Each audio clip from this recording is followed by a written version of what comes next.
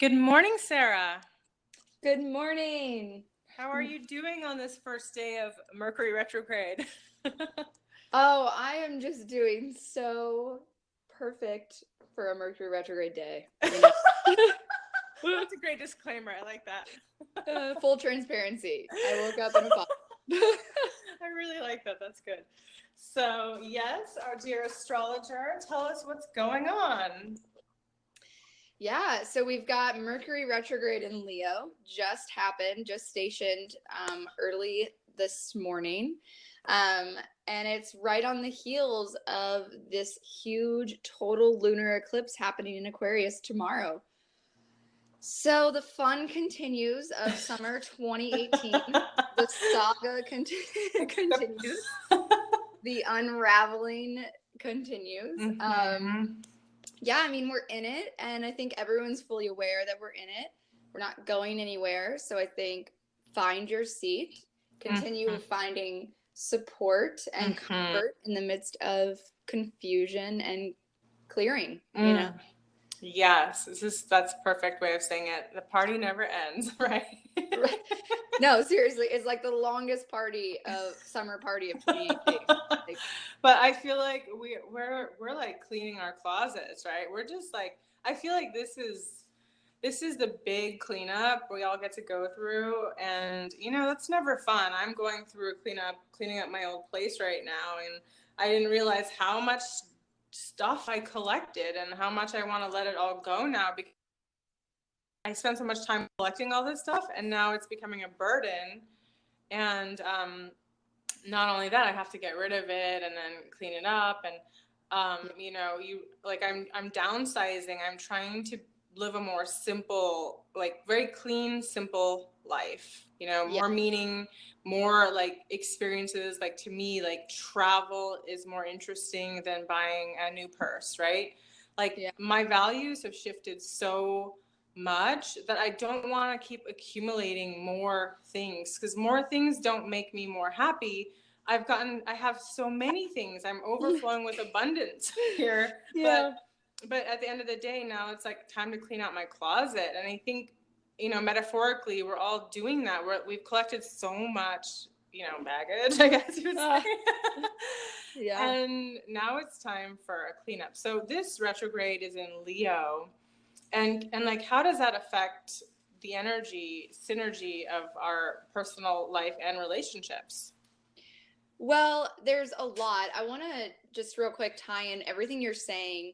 I quite literally am cleaning out my apartment as well, and I have friends who are like doing the exact same thing. So it's actually a great way to participate with this energy that's coming up right now, is like to actively clean out any physical stuff, because it's showing that we're participating with this experience of like stuff coming up and review, and like we are okay with letting things go, so that way like new things can come in. Because to what you were saying about the values, it's like otherwise we have all this empty excess, like it's just stuff, and then it's just taking up space. So yeah, I mean, we're in the middle of eclipse season. One of like the biggest eclipses ever, as astrologically speaking. This summer has just been like intense, like to say the least. Like you said, it's a huge cleaning out, and I think 2018, we've talked about it so much, like there's so much that's changed and grown within ourselves in the first 6 months of the year, that it's like we've had that change, and now it's time to make it real. And we have to make it real by getting rid of anything that's no longer serving that change, like anything, everything. So we have Mars that's been in retrograde for the last month.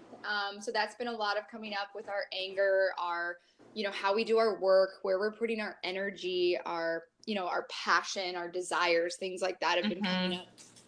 And then now we have Mercury going retrograde. So it's like we're taking all of this and reviewing it even a level deeper into how we communicate. And in Leo is the sign of, the heart. It's the sign of the courage to love is Leo. The Leo is the one, it's a fixed fire sign. So it's about passion And yeah, it's like if it's not real, then that fire is going to burn out. And so we're being shown, you know, what in matters of the heart are like worth our love, our devotion, how are we showing up, and really where in our lives are we still playing small when it comes to relationships, when it comes to love. I think for me, like what I'm seeing come up is a lot of like, where are we still withholding or maybe protecting ourselves in order to keep our hearts, quote unquote, safe? You know, no one is safe. Let me tell you. Yeah. Forget it. There's no safety. I mean, there's just no safety in love, and there's no safety in life. So, but I think, you know, talking to friends and other women who are all having, we've been talking about like, there's these patterns of past pain of matters of the heart that are coming up.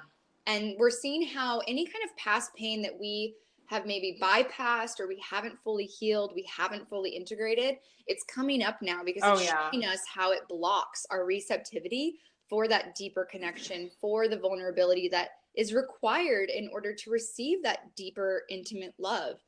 Absolutely. And now is the time, like, let yourself be open and compassionate to seeing where do we shut down? Like, what triggers come up that are just like, we close down, shut down, put the walls up, that's it, you know? It's easy to do. Yeah. It's easy to do. And like, I mean, it's hard to have your heart open when you've experienced a very deep betrayal that you weren't expecting. You know, when you were attacked. I recently got attacked online, you know, by a stranger I do not know, and they do not know me at all. And I went through an experience that was like, wow, this is so interesting that how am I going to react to this? You know, at first I was like, what the, you know, like, this is unbelievable. But I'm actually really, really grateful and proud of how I handled it, because I could have lashed out at this person and like lowered my frequency and came down to their level of lowness. And I just decided, like, I don't want to engage in drama. I don't want to get like caught in the karmic cycle of like, the moment that you engage in it, it's almost like you're hooking into that energy, and then it becomes part of you. And I didn't want anything to do with that. I'm letting drama go. So it was like the universe gave me a huge test, I call it, you know, to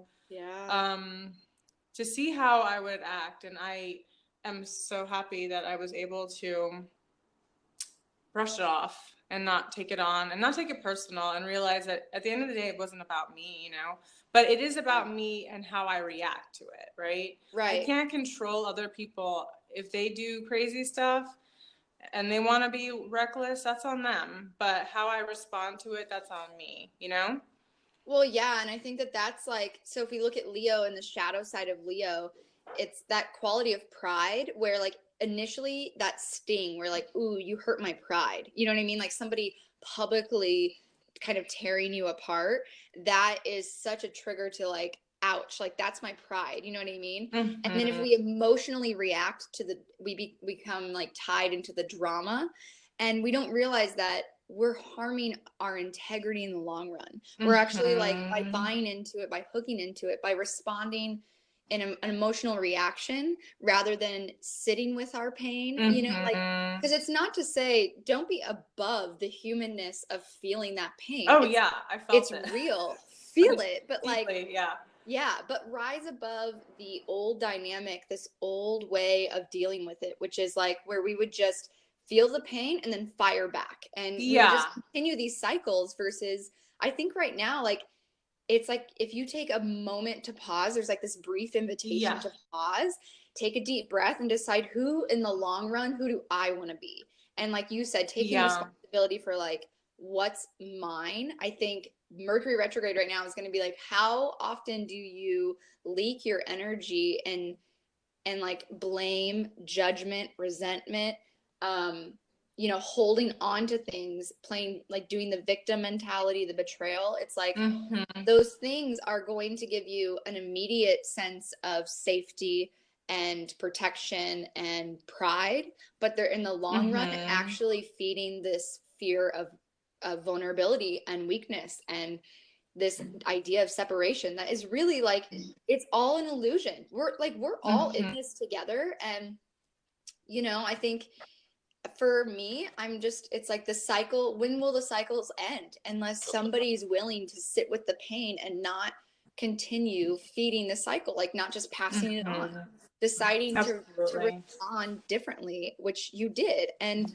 that's like, now the pride you get to carry from that is like, that can't be taken away from you. You know what I mean? Like, that's incredible. That's like, that's strength to me. That's what we're being tested, is like the strength of the lion is not in the roar. It's in the ability to remain that kind of regalness, that compassion, that's like that queen or king mentality where it's like, yeah, when they go low, you go high. I think Michelle Obama used to say that, right? Yeah, she does say that. Yeah. And that's such a great saying. And, you know, I think we talked about this earlier, because we were talking earlier about, you know, like my old go-to would be get into Kali mode, you know, the fierce goddess who basically is a destroyer of demons and evil, but she'll just cut your head off and cut you into 1,000 pieces, and then wear your skull around her neck and just be like, you're done. And like, you know, I'm just so proud. Like, I evolved from Kali. I love Kali. She is a destroyer of demons, but she has a very different way. Like, that would mean that I would have to rip somebody into shreds, and I don't want to do that. That's just not where I'm at right now. But I was actually, not to interrupt, but like to interrupt, I think that what you're saying is like, you're not getting rid of Kali, you're just reapplying her medicine towards the actual culprit. Like, the actual culprit is the pain, the anger, and the repressed fears and all of that drove that person to act that way in the first place. Like, seeing through this personal dynamic of like me versus you, and seeing that like, actually, I'm going to burn the trigger of the anger, of the, you know, the fear that drove that person to act that way, by not feeding it. Like, exactly. Like, I'm not gonna feed you because that's what you want.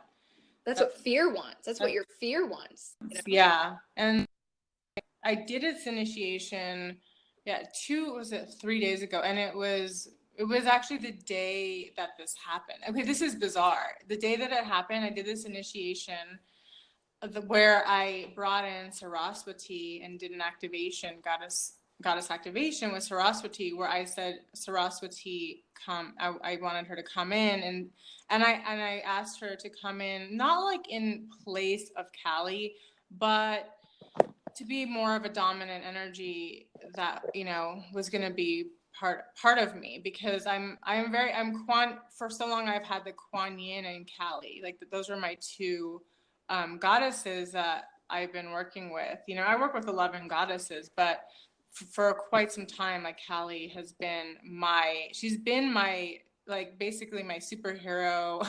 You know, living in LA, like, it's been part of me where I've learned to stand up. She's taught me like so many boundaries and how to say no and how to not take abuse. You know, she's really helped me overcome so many patterns in my life. I love Kali. She's given me strength and wisdom, and but I've evolved to now bring in Saraswati, who's very sophisticated, and we were joking earlier, I was like, yay, I finally get to be classy. I get to be classy in these situations instead of just chopping people's heads off, right? So I got to practice that day. It was the first time that she came in, and then it was like put to use right away. So I was like, oh, great, perfect timing. That's beautiful. That's so beautiful. And the truth is I think that this is going to be this has been a theme, but it's going to continue. It's like, own your shit. Like, own what's yours in this equation, and do what you need to do, but realize if you're participating in this illusion of like, it's a war with us versus like, what's my work to do right now? Absolutely. Yeah, totally. And you're just speaking to that and to the strength and the integrity. I think we were talking about from Kali to Saraswati, from this like fire energy to like really ground it, you know? It's like you need to keep this fire and tend it so that it's like kept and contained, so that you can contain your energy and direct it, and you're not just leaking it out of like triggers that are coming at you. I think that's so beautiful, because, and also I want to give more to my art. I don't want to have energy leakages and drains, and by participating in drama and all this pain, activating the pain body, it just is going to bring, so it takes away from the creativity, you know, and that's what I'm devoting myself to. And Saraswati is, you know, she's a goddess. She's a goddess of like art and culture and speech and such beautiful things in the world where we get to express ourselves in a much more unique way. She's really an artist, goddess for an artist, you know. And I love that about her. She's multifaceted, and giving energy to what feeds your soul, you know. And I think that's so important. We have to keep refocusing our energy to what feeds our soul, not keep feeding the pain. The pain is a hungry ego. It's an empty ghost. Yeah, it's never it's gonna ego. be. It's protecting this ego identity structure of like the pride. It's the unhealthy pride, right? It's, you know, I have to protect myself and defend myself, and it's like, but at what cost? You know, the ego wins this short-term battle, but our soul in the long run is like, what?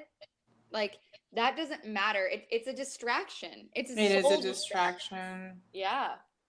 It is such a soul. Yeah. And, you know, we want to get back into our hearts. I don't want to be separate from my heart. You know, I am a very heart-centered person. But yeah, when you get the feeling of like a betrayal that surprises you, sometimes the heart just shuts down, and it's just like like a Tetris, like just a Tetris wall comes up or something like that. Yeah. You know, armor up, you know. You just like, I can't afford to like have my heart open. But that's also not true. You have to feel to heal. And like we were saying before, like the pain that comes up, the triggers that come up, like the feeling of betrayal that came up for me, it was not something new. That's an old wound, probably from my childhood. And that trigger activated a dormant pain, you know what I mean? And so it felt overwhelming, but it was not something new. It was a pain of betrayal that was already there, right? So now I get to feel it and heal it, you know? Right. I'm not gonna run from it. I'm not gonna make it go away, just pretend it didn't happen. I'm gonna feel, and it hurts, you know, but hey, it's my opportunity. It's my opportunity to let go of this old pain and not to have to carry that with me anymore. I get to lighten my load and lighten my heart, because I don't have to carry that. If I can feel it, if I can work through this, then I will be free from it once and for all, you know? And so I do see the gift in it. I do see the gift. Yeah. And my ego says, oh, hell to the no. But my higher self says, this is a gift. Take it and heal, you know? And I'm like, yeah, let's do that. Let's do that. I'm almost having this image, like Mercury is like the archetype of the mind, and Leo, this archetype of our heart, you know, and our self. So it's like this review, we're looking at everything, right? This retrograde, we're reviewing the connection between our mind, our understanding, our perception of what is happening in these relationship dynamics, and how the messages they send to the heart, and like kind of this communication between heart and mind, and seeing how we can see that, like, what happened, what it triggers, and how the perception of what happened is actually what triggers the pain and the closing down of the heart. So first we have to live it. So we have to, like you said, you have to feel it. You have to let the trigger happen. Don't try to spiritually bypass it or stop it. Like, let it happen, and then take that moment to review, look at the entire situation? And can you give a higher perspective, a new way of looking that signals to the heart, you're safe, stay open. It's not about me. I'm safe. You know, this person, instead of seeing this person as instead of seeing this person as causing pain, we can actually see this person is in pain. We can see the truth that like people who feel loved, that feel safe, that feel connected, they aren't going to attack someone. So the truth is that somebody who's doing that, they're in a tremendous amount of pain, whether it's conscious or unconscious. And I think that the Mercury retrograde, in the midst of this Mars retrograde, in the midst of this total lunar eclipse where the sun is opposing Mars, it's like our egos will always try to protect us and always keep us separate, because that's the ego's job. That is what it does.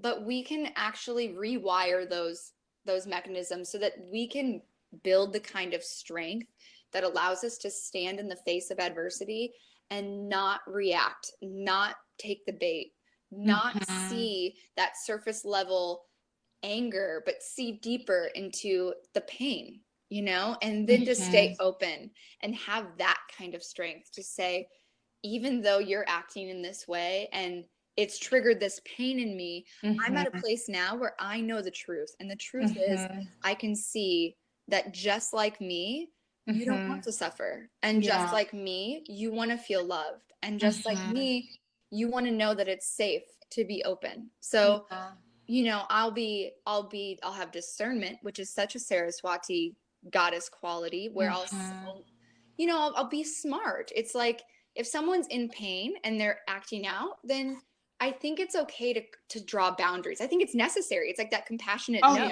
absolutely. It's like, I'm not going to put myself in a situation to set myself up to be hurt, but also to set myself up to like be somebody that you could potentially have a harmful behavior on and then regret it. Because the truth is, nobody wants to act like that. You know, nobody wants to look back and say, wow, I was such an asshole, it was so worth it. Like, no. I think everybody feels sort of bad after they're an asshole, right? Well, some people do, but so we're talking about like witnessing these patterns, witnessing the cycles of pain and fear. And then, as you said, like untangling ourselves from the karmic cycles of others by not hooking in to the drama when it comes up, right? Yeah. Committing to something that has integrity, that will outlast this moment, this conflict, this personal relationship pain.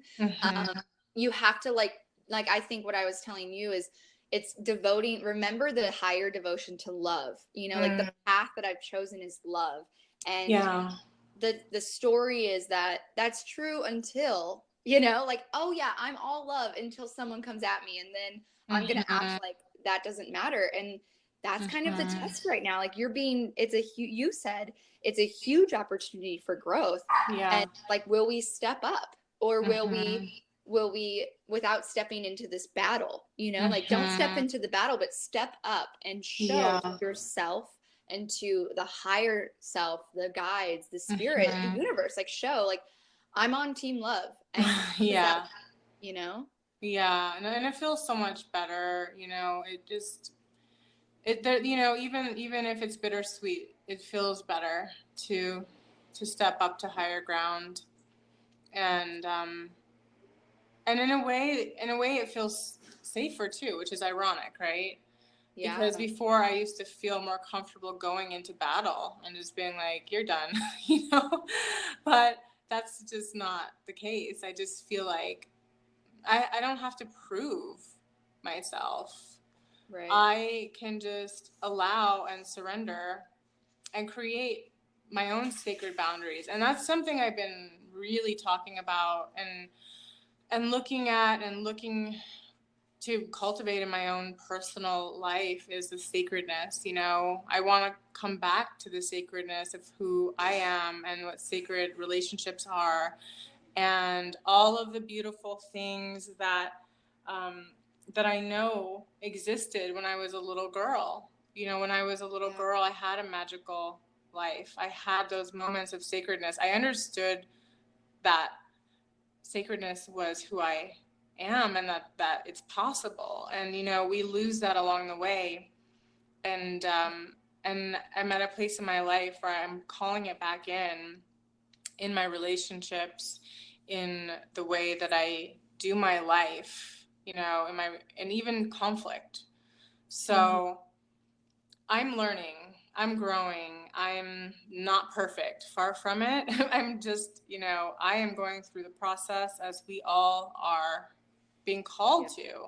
And that's what these energies give us opportunity. They pull up, it's almost like pulling up old data. They trigger old data through other people. And they're saying, do you still want this file? Do you want this? You know, do you want this file? Are you going to throw it away? Is that junk now? Or are you... Exactly. It's the empty excess. It's like, and you don't know it's there unless it's triggered and activated and brought up. And like, that's the blessing in disguise. That's like, you know, the hidden gift is like, if you weren't triggered, you wouldn't know that this deeper betrayal lived there. Yeah. You know? And so now, now you have this awareness and you're like, oh, like this was a barrier to my love. Yeah. And I didn't realize it, but there was a fear of this betrayal. And now I'm being shown it's like, it's realized, it's activated. It's manifested. It's manifested. And now I can review it. I can come back to it and be like, okay, maybe it's not betrayal. Maybe it's something else. Maybe there's something like a new way to look at it, because we context it as betrayal and the initial wound, because that's all we have. That's all we have to work with. But we're not in survival mode anymore. We can't unknow our wisdom. Like, we've all grown and acquired a lot of new understanding. And it's like, don't deny what you know. Like, don't pretend like you don't have a deeper understanding to what's coming up right now. It's interesting, as this is coming up, like there's a lawnmower outside and all of this noise is coming up. It's interesting how the noise comes up as we go into deeper stuff. And I've noticed that in my healing sessions too, that when I work with somebody and we're getting to the core of what is underneath it, all of a sudden, like, helicopters will come, they'll be like honking, and just like the phone will start, all kinds of stuff will come up. It's an interesting thing. It's like the chaos almost comes up as like the, I guess, wisdom comes up, right? Or it's a contrast. Yeah. And so you have to stay focused on what is coming up, because it's an opportunity. The distractions are always going to come. The lawnmower is going to come. The blowers are going to come. The helicopters are going to come. The dogs are going to bark. Life happens. The drama is going to come up. Yes. And it's like, do you stop? Do you stop and just quit? Or do you keep going? Do you keep going? And I say keep going. Don't stop. You know, it's always going to be there. It's always going to be, like, things are always going to happen in life. And is that an excuse to just stop? And is that an excuse to just stop loving someone? You're getting me so fired up. I love it. Yes. I mean, in the beginning of this week, before, like, I think it was like Sunday, Monday, I felt this window of the universe kind of saying, like, all right, like, are you ready? Because you need to decide now. Are you all in or out? Like, there is no wavering right now. So whatever your values are, whatever your integrity, what is your dharma, what is your path, what is your vocation, what is your creative passion, what are your pursuits, what do you want to look forward at? And then you need to be aware that, like, yes, you're going to have things come up that are going to try to sway you, that are going to try to distract you, that are going to try to get the noise so loud that you can't hear. Like, welcome it and know that you have made a decision, you have decided what you're all in with, and then create that kind of strength, that kind of, like, integrity that's like, I'm still going. I'm still going. Yeah, there's some really good power in that. And I think that is totally what's happening for everybody. And I noticed it too, like another sign of that. It's okay. So what it is it's that old patterns defense mechanism, right? It's like, let me just turn up the noise, because what perfect timing for you not to be able to hear the new way of acting, you know, like, the ego is avoiding death. That is what it has to do. So, like, welcome that. And one way I noticed it too is, like, all of a sudden feeling like really tired or lazy, or mm-hmm. like the procrastination. It's like, oh, I'll do it tomorrow. It's like, that is an ego defense. So don't buy it. Like, do it today. Like, just, we got to keep going, you know? Mm-hmm. Got to keep going. And I think, you know, when we say we're committed to love, like love is who we are. This is giving us an opportunity to continue being a person of love, you know, and not to just stop and be jaded and be like, you know what, nothing ever works out, or, you know, whatever whatever the old story is, like nothing lasts forever, or nothing works out, or blah. There's so many, I hear this so many times from my clients, like there's so many stories and little quotes people use over and over again, that love never works, or love, you know, is impossible, or good things don't always last, you know, all of this stuff. And I'm a believer in love, you know, because I come from love. I was born from love. Like, I know that love exists, and this is an opportunity to stay true to what we believe in, whether there's evidence of it or not, you know. That's the test. I mean, isn't that the point? Is like, okay, you say that, prove it, Radhaa. Mm-hmm. I know. like we're talking all this talk, we're doing all these podcasts. Yep. Someone just came at you, and are you sure? You know, and like the truth is, like, I'm as a fellow sister, like I'm so proud of you. Like, you did it. You are doing it, and you can attest to the fact that, like, it's not easy. It's not like you're just like, oh yeah, I'm just going to choose love. It's like, no, I sat through a lot of fires. I watched my mind go to like all the ways I could possibly destroy this person. I can be honest about that. Like, it's not like that doesn't happen. We're human, you know, we get triggered. No. Yeah, but then we decide like, I'm not going to let that trigger just pull me around. You know? I'm not going to be like a tetherball for this. Like, there were thoughts that came in, like one blow and I'll crush you. You're done. Yeah. But I'm like, wait a minute. I'm like, I let those thoughts run, and I'm like, I watched them. You know, I watched them, and I gave them a little bit of space to do their thing. I process. You know, I did allow it, because if I repressed them, be like, oh no, it's just love and light. Right. That's a spiritual bypass.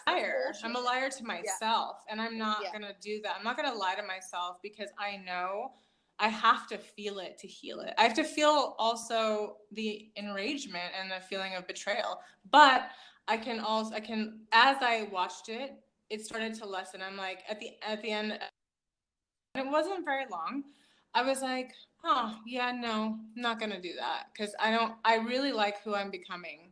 Yeah. Like, I really love the person I'm becoming. I'm falling in love with her.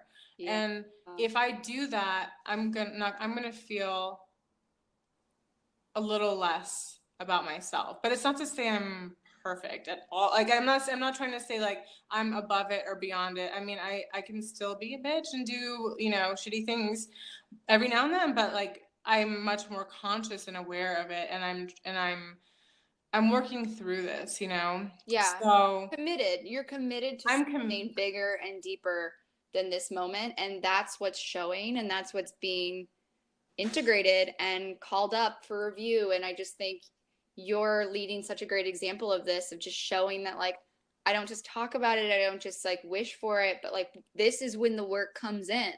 And this is when it feels like it's all coming to shit, like everything you've been working towards, the person you've been becoming and embodying, when it feels triggered the most, when it feels like resistance is the highest, that is the biggest opportunity for you to change course, to do it a new way.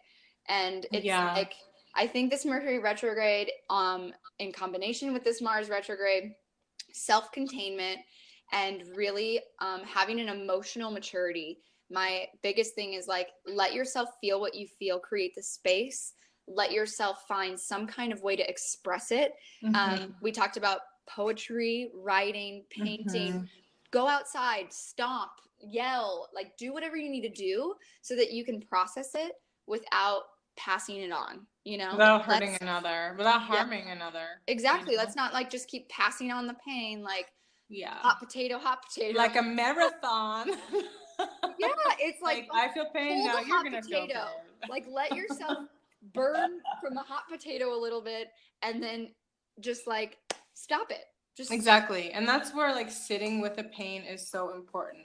It's like you don't have to run and take, you know, action that's going to cause more pain. That's where learning to sit with it and be with it. Like, fuck, this hurts right now. And I'm not going to turn from it, run from it, and do crazy stuff. I'm just going to sit with it for a minute, and I'm going to burn like hell. But at least I'm going to burn through this, right? Yeah. I don't have to burn other people along the way. I can have a fire within myself, because the fire is not going to go away until I deal with it. Because even if I throw the fireball at someone else, it's going to come right back to me until I deal with it. Damn it. You know? Well, and it's going to show you sitting with it. It's like when something comes up, we do everything that we think is going to prove that we aren't a victim of this pain. But what it's really doing is we don't realize we're just being driven by the fear of it. And so to really show our strength to ourselves is to not let it drive us, like to learn to stay, to find the power to sit in it and to say, I'm strong enough to not run from this, to not fight this and resist it, to just be with it, to not ignore it, to not be above it, like not go like self-righteous, you know, like, like I'm going to sit with it and prove to myself that this is not who I am, that this does not drive me, and I'm strong enough to feel it and come out of it. Because that's the other thing. It lasts such a short amount of time compared to what it feels like it's going to last. It feels like it's eternity. It's the end of the end, and like you have to do something right now with it, or else you'll be here forever. And like that's just a story, and the only way to prove it is to prove it to yourself. Like we can talk about this all day, but until somebody does it themselves, you'll see. It's true. And we're all learning. We're all growing. No one is perfect. And I think it's ridiculous to expect anyone to be perfect. We all make mistakes, but learn from them. Yeah. Learn from them. And I try to learn from them, because I don't want to repeat them. I don't want to do this again, you know? Yeah. So what can I get from it? How can I learn from it? How can I heal from this, even though it feels like a gashing wound, you know? Yeah. And like you said, this is a huge opportunity for growth and karmic release. You know, you said opportunity to clear so many patterns. And I think patterns are showing themselves so we can see them and clear them. Not so they're punishing. We're not getting punished here, people. Yeah. This is not about, oh, you're a sinner, now God's going to lash out on you. No. This is about clearing pain patterns from your pain body so you can go on and feel so much more incredible in your life. More liberated, sovereign from this pain. We don't we get attached to our pain as if it's our best friend, and we protect it. Yeah. And we recreate it over and over and over again. And it's like, you want let it go? Let it go. Yeah. You put a quote in here from Third Eye Thirst on Instagram. Unlearning abuse also means unlearning the abusive behaviors that you inherited as survival tactics.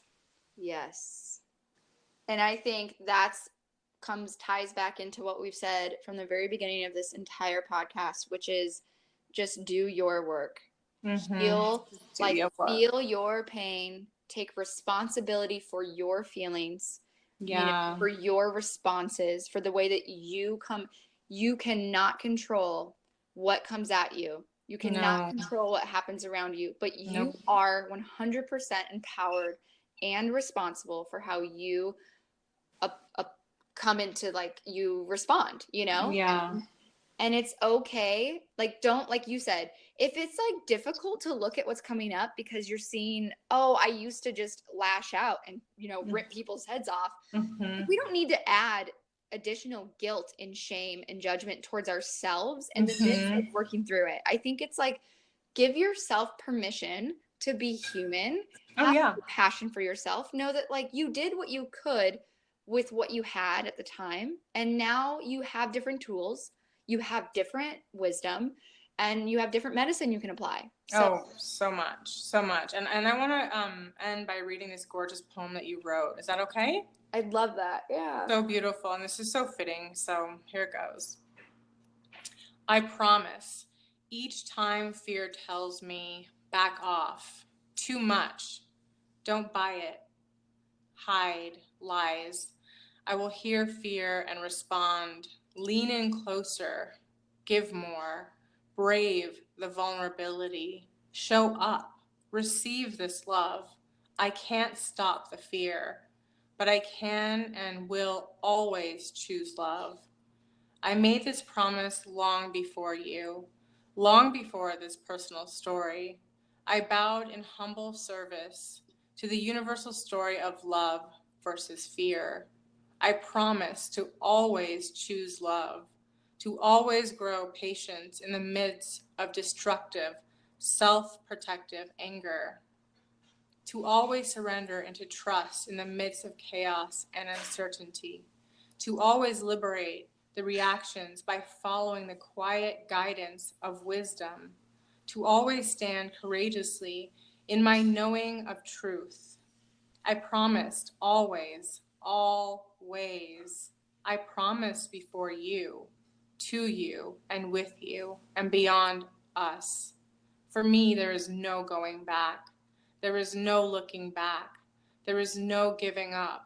This is my path, and I will walk it with confidence and humility. I will walk it alone, and with the world. I will walk it with you for as long as you courageously walk step by step with me. Love is the bridge. We are love. Our love is a bridge for humanity. Stand strong, dear one, and know I am here. I promise. Oh, it's beautiful, and absolutely where we are in this pivotal moment, let love win. Let love win. Our egos have never, rarely brought us the love that we wanted to feel, and we're ready. I think we're ready for this, you guys. All of us, not anyone is not being affected by this energy. Old wounds will come up, and it's not about the universe attacking you, or even, it's not that this betrayal is going on and on. It's about us liberating ourselves from experiencing the pain and learning how to once and for all heal, so we can feel the joy of life that we are meant to. Mm-hmm. Yeah. Thank you so much, Radha, for this beautiful conversation and this just great testimonial to the power of choice. Like, we always have a choice. Fear will always be something that shows up, but love is always something that we can choose. Absolutely. And if you don't know where to start, just start with loving yourself. That's the very first place. You can never go wrong. Yes.